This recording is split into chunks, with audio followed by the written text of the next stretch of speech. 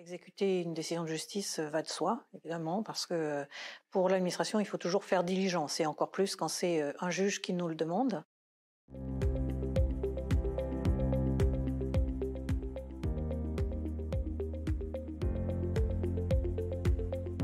Chantal Mochet, préfète de l'Ain.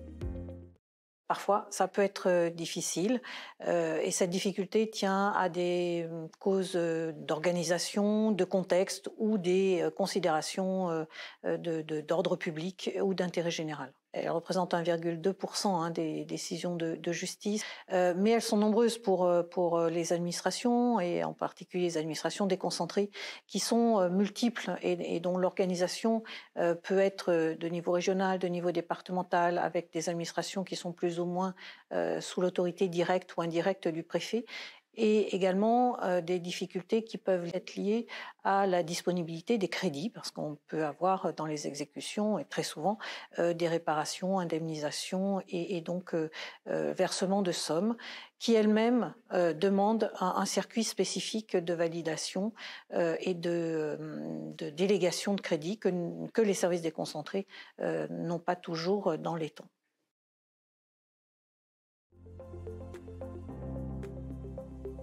Elles augmentent quantitativement parce que le contentieux augmente et les décisions qui sont attaquées devant le juge administratif sont plus nombreuses, donc forcément il y a plus de décisions à exécuter par l'administration.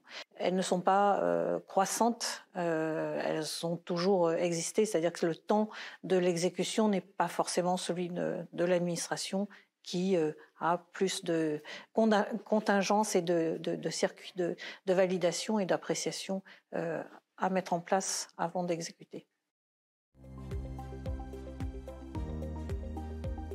Le temps médiatique